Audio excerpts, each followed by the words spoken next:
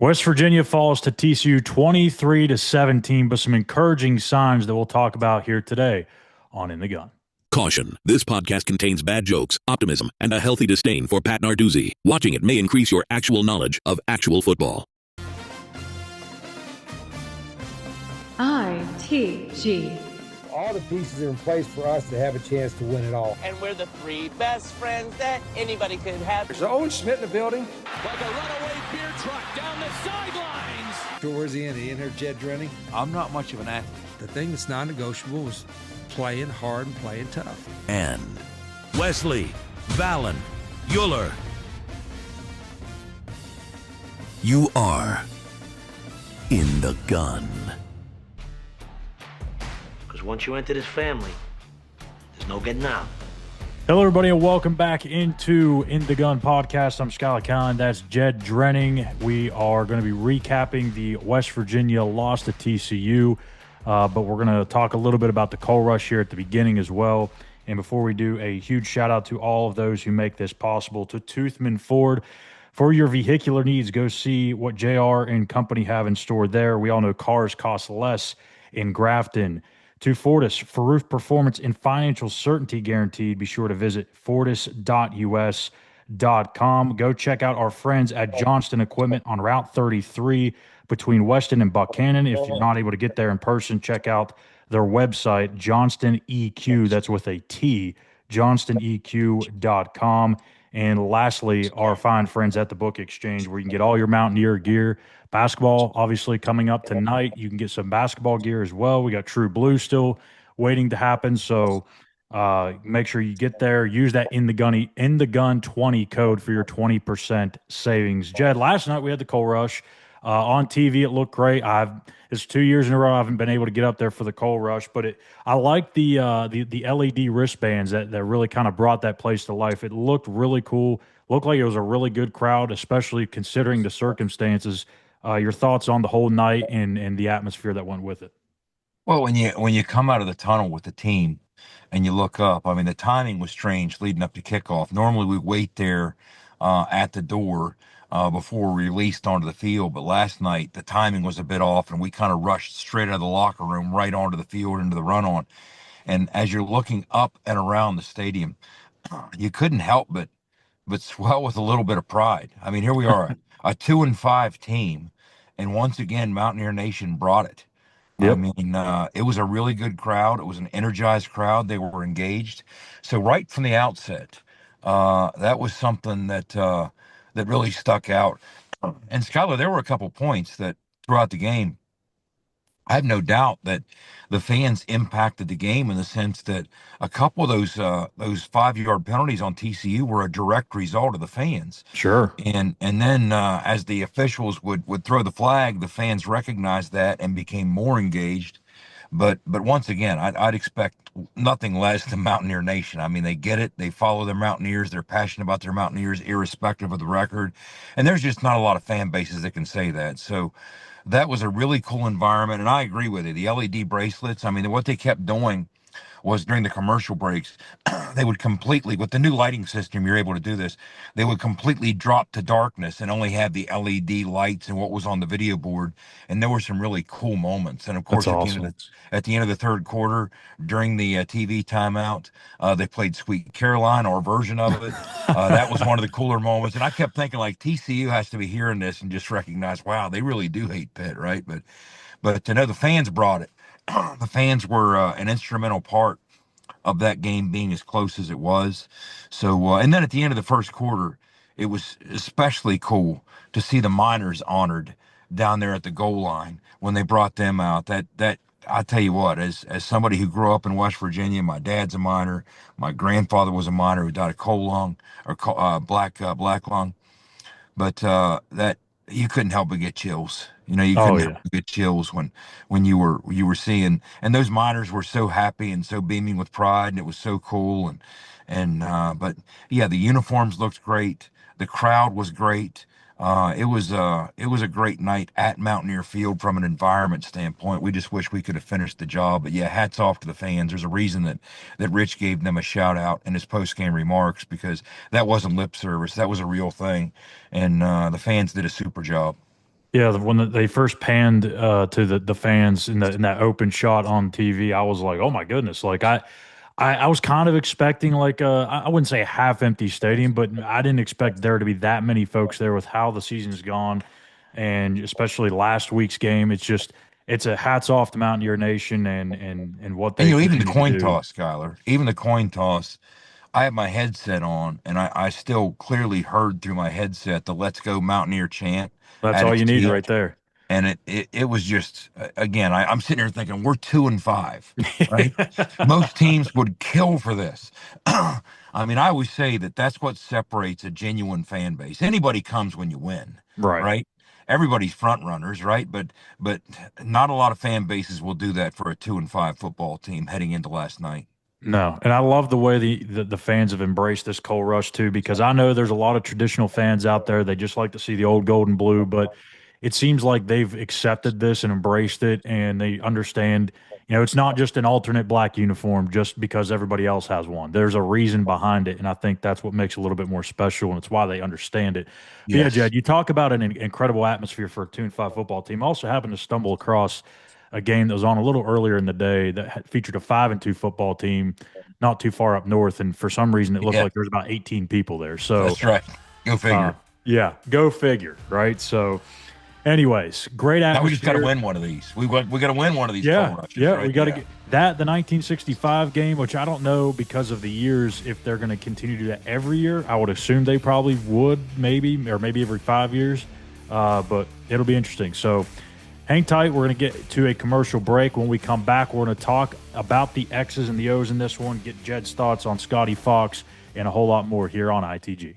For nearly 20 years, Fortis has been the nation's leader in providing guaranteed roof performance programs for commercial buildings. Fortis offers roof performance solutions that feature extensive initial and ongoing reconditioning for commercial buildings as an alternative to traditional replacement, with long-term performance guarantees that are backed by global leader Lloyd's of London. Fortis offers a comprehensive range of roof performance management programs that provide financial security, extend the life of our customers' roofs, and make a significant impact on ROI. Fortis is currently improving performance and increasing ROI for customers at more than 4,800 locations, with more than 140 million square feet protected, including many Fortune 500 companies that have turned to Fortis to save money, gain financial certainty, and extend the life of their existing roofs. Fortis has helped customers save more than $520 million in capital roof replacement costs for an average ROI of over 250%. To learn more, visit fortis.us.com. Fortis, roof performance and financial certainty guaranteed. Nobody supports the blue and gold Mountaineers like Toothman Ford. With over 20 NIL deals and counting, Toothman Ford continues to rally behind our student athletes. And it's time we rally and support the dealer that supports the Mountaineers. Not only does Toothman Ford offer the best prices in the state on pre-owned, their never over MSRP campaign on new Fords guaranteed to save you thousands. Drive with pride all season long, knowing you're supporting the dealer that fuels our Mountaineers. Toothman Ford, where cars cost less, in Grafton and at toothmanford.com. You're listening to Mountaineer Football Talk. ITG. When the sun's just rising and the work won't wait, you need the equipment that works just as hard as you do.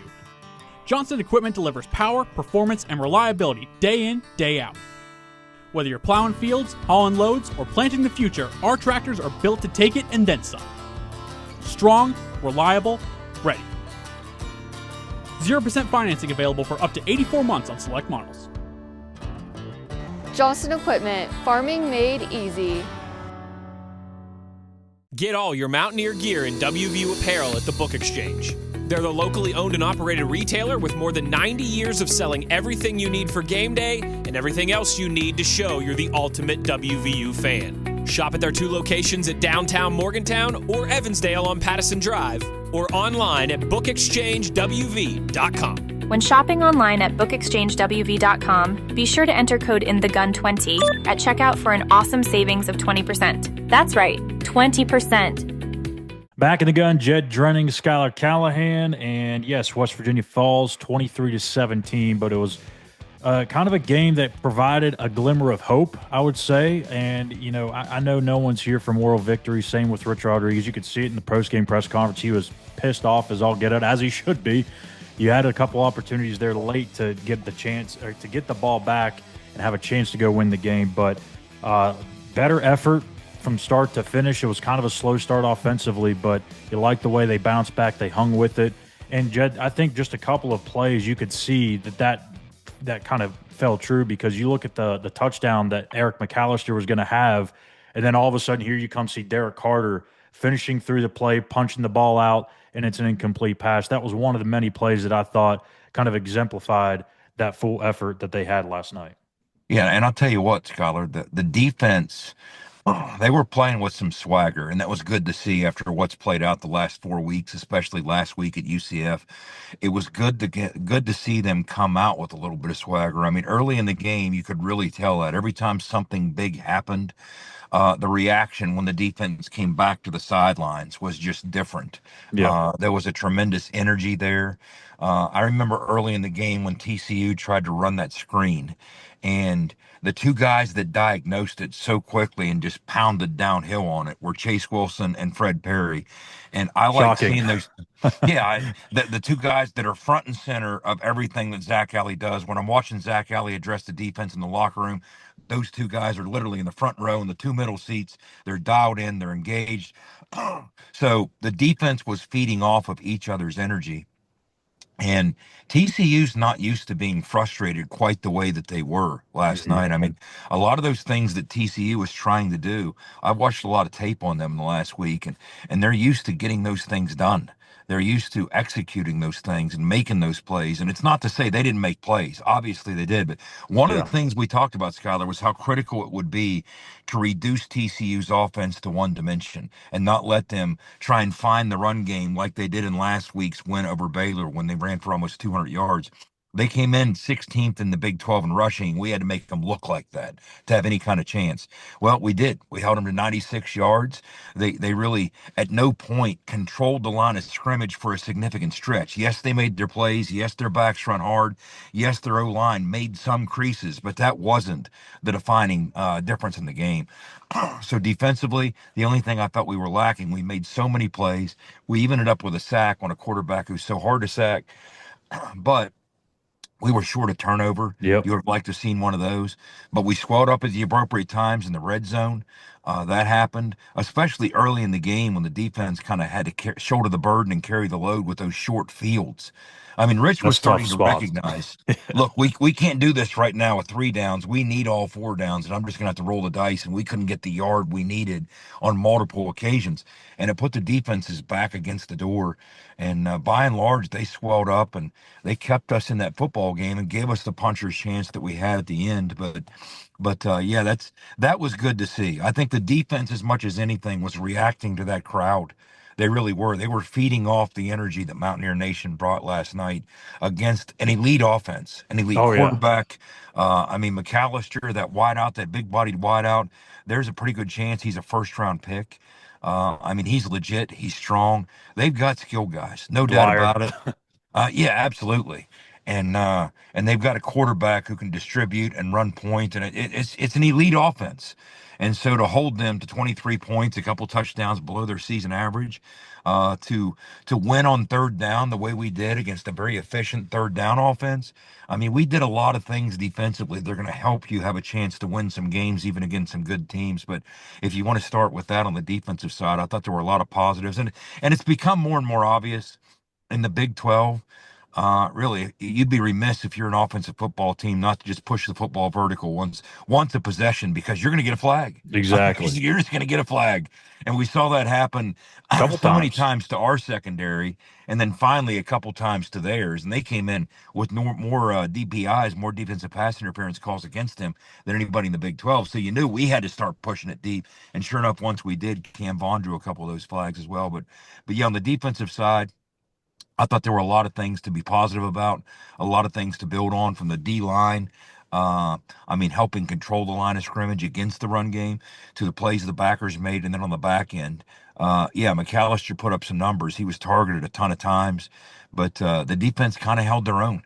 They kind of held their own. Yeah, it was nice to see them once again grab an offense by the collar, because we haven't seen that in a long time. We haven't seen it in Big 12 play. We used to call this a grab the collar defense and say, hey, where do you think you're going? Our offense has to sort things out. And they certainly did that last night. Yeah, I thought that Nate Gabriel and Corey McIntyre played pretty well too, considering Hammond Russell being out for the second straight week, that was a huge concern. I thought Devin they Grant. stepped up, lived up to the billing. And yeah, if you can get back to playing that way defensively down the stretch against some really damn good offenses, you're going to give your offense a chance, even with a freshman quarterback, as we saw. And look, I understand folks are probably questioning why you go for it as many times as they did on fourth down. But look, early in that game, it's 10-0, and you're fourth and a foot. You've got to trust your offense. You can't let that thing get out of hand and just start falling behind 7 or 3 scores. So you got to have your trust in that offense. So flipping over to that side, Scotty Fox set a freshman record in school history with most completions in a game with 28.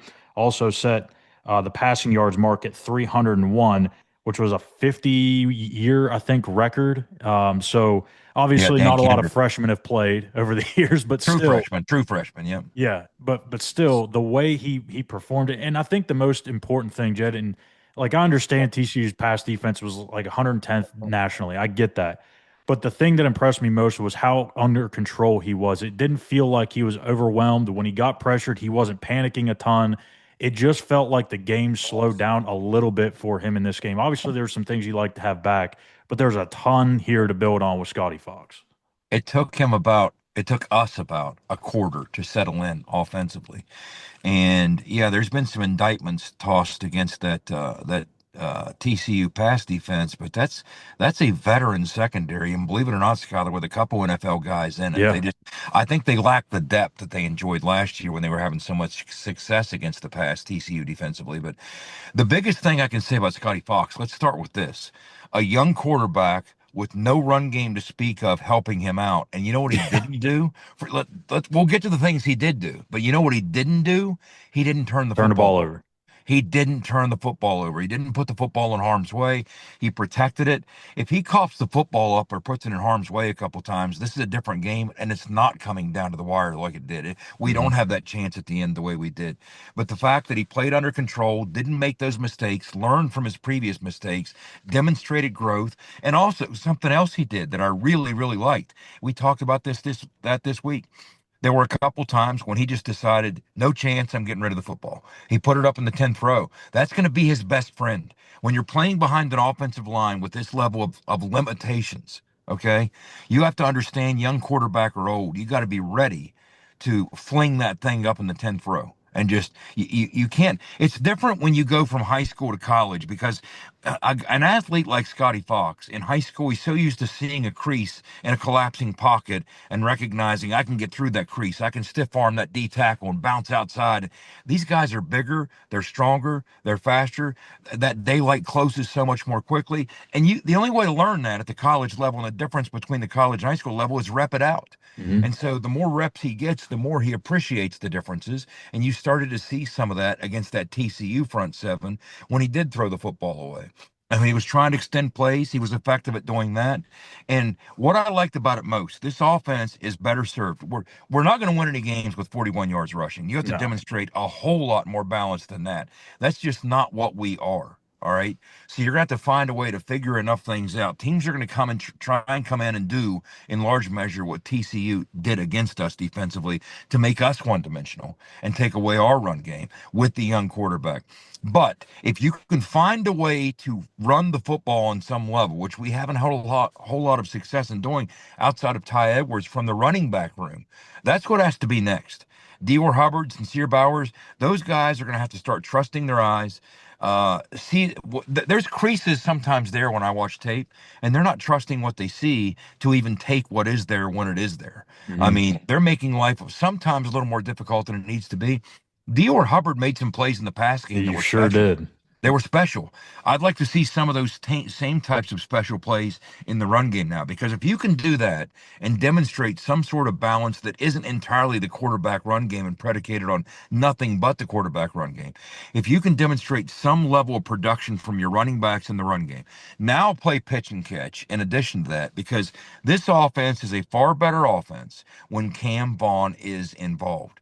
And we just haven't been in position because of the situation in the quarterback room to keep Cam Vaughn as involved as we want to be. Because, Schuyler, I said this on the postgame last night, there's different kinds of playmakers, Cam Vaughn's very obviously a playmaker, but he's a playmaker that when you're around him on the sidelines, I can't even imagine being on the field with him.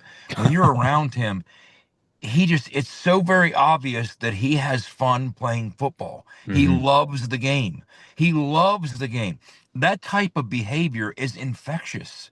It really is. It reminds the offense, this is supposed to be fun. Look at Cam Vaughn. Cam Vaughn's not just making plays. Cam Vaughn's having a ton of fun making plays. This is a fun game. Like when he caught that contested catch and held the football up in the middle of the play, that reminded me of like a Muhammad Ali move. I was like, what are you doing? Are you ducking your head in there and shaking? I got a little nervous there opponent? for a second. I was like, please don't drop that. Yes. I mean, it wasn't well advised on any level, but it was obvious he's having fun.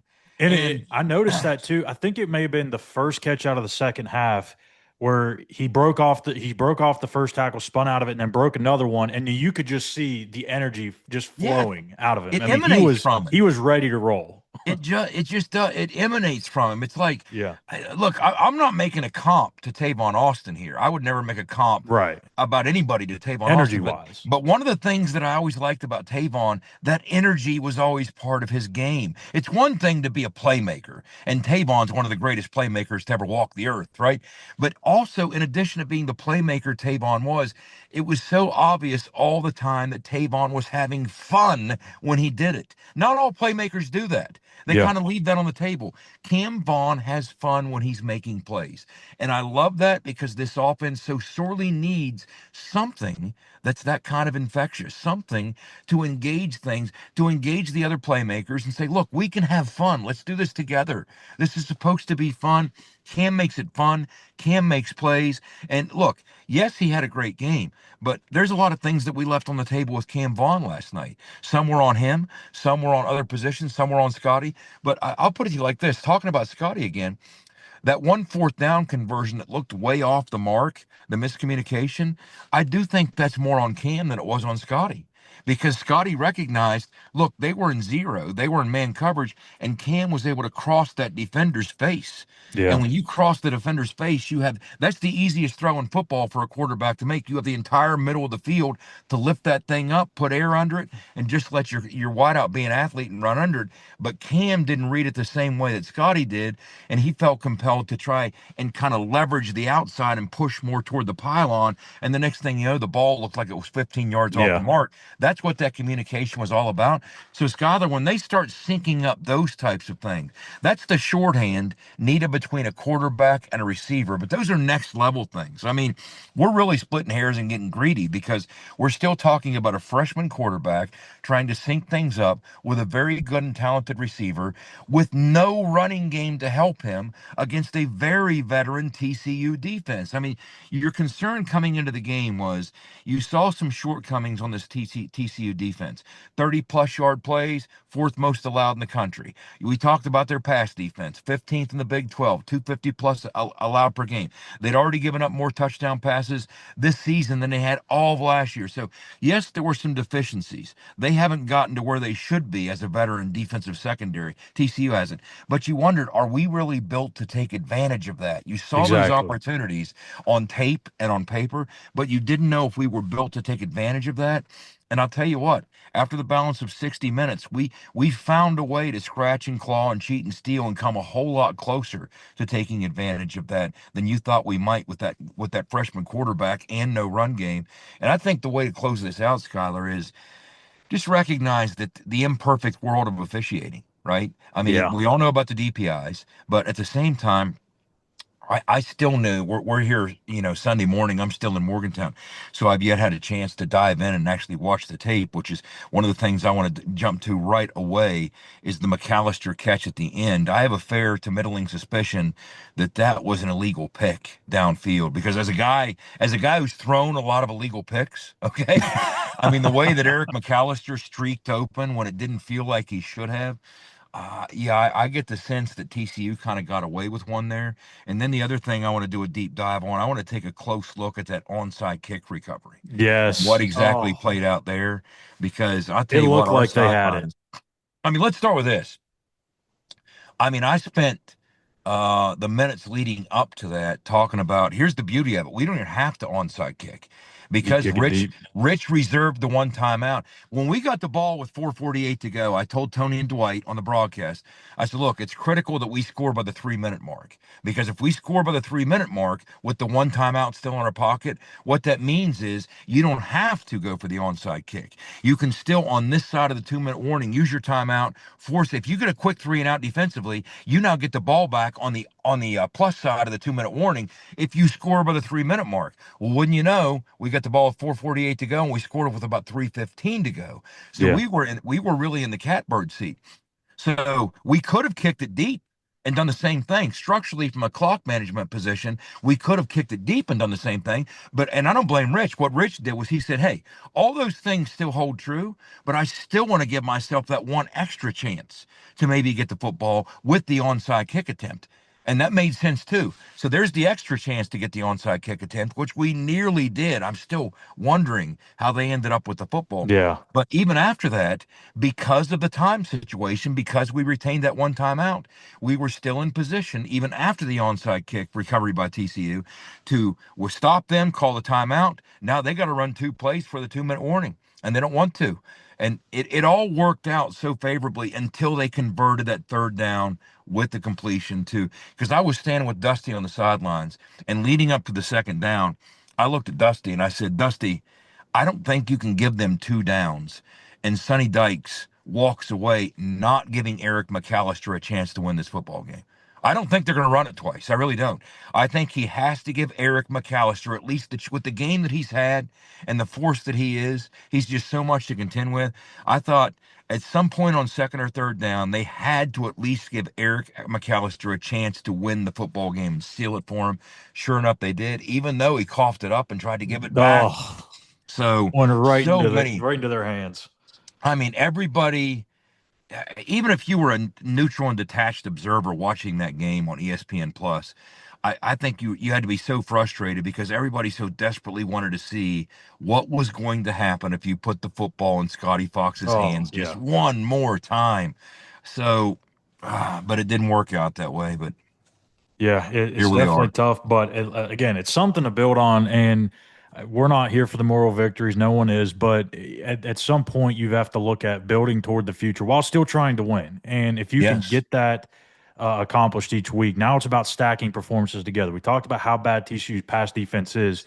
He's going to face a really tough challenge next week against Houston. They're top 40 in pass defense. So this is going to be a nice barometer to see how well Scotty has developed since earlier on in the year. Now, last thing before I get out of here. I was going to say, Schuyler, after last night, as we tape right now, the polls aren't out yet, but we could be facing we could be facing a ranked Houston team. Yeah. Yeah, absolutely. And lastly, before we get out of here, I do want to get your thoughts on this too. Yesterday, they give Donovan Haslam and Malik Agbo a start. I felt like there were some more positive spots on that offensive line. It didn't seem like there was as much pressure. I think some of that can be attributed to Scotty just realizing he's got to get the ball out fast. But what did you think about those two guys in their first starts? From a pass pro standpoint, there was a lot of promise. TCU threw some different looks at us outside of a couple sacks, and to be honest with you, at least one of those sacks I would put on him. But again, I need to go back and watch the tape. But I think by and large, from a pass pro standpoint, the reason we were able to put the football in the air 40 plus times and him only get sacked 2 times was because of the O-line playing really well and identifying things and communicating. So that's what you want to see. But what you want to see is more body movement. You want to see us firing off the ball in the run game with great pad level. I mean, there were a host of reasons we had an inability to run the football last night, but those things need to be rectified. Donovan Haslam's a strong kid. If he starts to demonstrate proper pad level, I could see him become a body mover. Now, Malik Agbo is a different animal. He's at this juncture, you hate to say it, but more of a finesse type player, a technician, because this offseason he's going to put on 25 or 30 pounds. That's what he's going to do. Right now, his technique's great. I like everything I see about his game. He just needs more strength and size.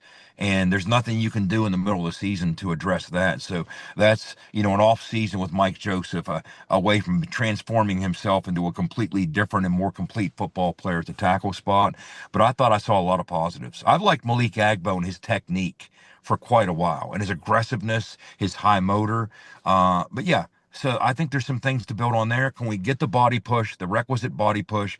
Can we start moving big men around when they know it's coming and still be able to run the football? Because to your point, Schuyler, you're going to have to demonstrate a lot more balance against Houston because they've got a plan, they've got a scheme, they're very sound on the back end, and they're going to come in with a complete plan and a scouting report now on Scotty Fox. But at least, and it feels like for the first time, we talked about this in the postgame last night, John Antonik mentioned this, it feels like for the first time this year, especially after the injury to Jaheim and Jaden Bray, I mean, the frustrations we suffered through early in the season, we've been looking for at least a starting point.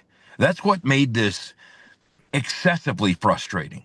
It's not like 2001 when we went 3-8 Rich's first year, but you recognized once Rashid got healthy, I see what this is going to look like once Rashid gets comfortable in this thing. I see Avon's back next year. We got 4 O-line starters back next year. So it felt like in 2001 you were building towards something, but this year, on some level, there were points you felt like you were spinning your wheels because when you got some level of production, it was always by somebody who probably wasn't going to be returning. Exactly. Right? But with Scotty Fox, that opens a different door. Khalil Wilkins has opened a different door. So you got a couple of these young guys, and if you can start looking at it like, maybe if that's what it's going to look like. You got some pieces up front with Landon Livingston, Nick Cray, Malik Agbo, some of these guys that we've talked about. And then on the perimeter, Cam Vaughn, we know is a playmaker. So priority one, I think, will be securing Cam Vaughn in the offseason. Get Jaheim back. Get Jaheim back next year. Obviously, that's going to be super critical. Jaden Bray has another year next year. So now all of a sudden, once you have a trigger piece or two in Scotty Fox, Khalil Wilkins, that gets the perspective changes a little bit. And now it doesn't feel like you're doing nothing but spinning your wheels as you suffer through these frustrating losses. So that's the dynamic I think that's changed, and that's why you had to appreciate it. And it puts a little bit perspective. Now you're going to go on the road against a ranked team with great prizes to play for. You almost finished the job. You showed that you can be competitive for the first time in league play. Well, competitive is not enough. Rich will be the first one to tell you that. Now, can you go on the road, which has been another challenge to this team? We haven't played well on the road. Can you go on the road and for the first time play well on the road against a superior opponent and find a way to actually finish the job, shock the world, and steal one? Let's see. Yeah, you got to close that gap first. We always hear that you lose big, you lose little, and then you win little, then you win big. You hear that. Maybe this is the first part, that first phase of closing that gap to being more competitive and getting over the hump. And yeah, with Agbo and Haslam, we always hear Rich out the tease all the time about Donovan Haslam. He's a couple cheeseburgers shy of 350. Right. So maybe Donovan can start slinging some of those over Malik's way this offseason. That's right. Yeah, so that'd be nice to see. Also wanted to note real quick, kickoff has been announced. It'll be a 12 o'clock kick Eastern time for the Houston matchup. It'll air on FS1. So an easy flight. Hopefully, I shouldn't have put that out there. Now I probably jinxed it all, but maybe at least an early return home for Jed and the Mountaineers next Saturday. So that's going to do it for us here today on ITG. Make sure to hit that like and subscribe button here on our channel at In the Gun Podcast. We will be back here in a couple of days with another episode of Barbecuing in the Beer Truck. We'll get to our Houston preview on Thursday, and we'll be back at it for another week here on ITG. And as always, be an ear and tell an ear about your new favorite WVU football podcast. You've been In the Gun. ITG. The fun doesn't have to stop here.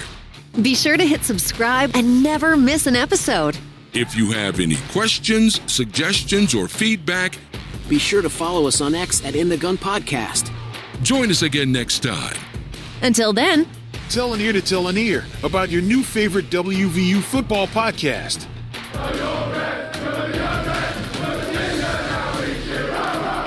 This mission is over. It's over.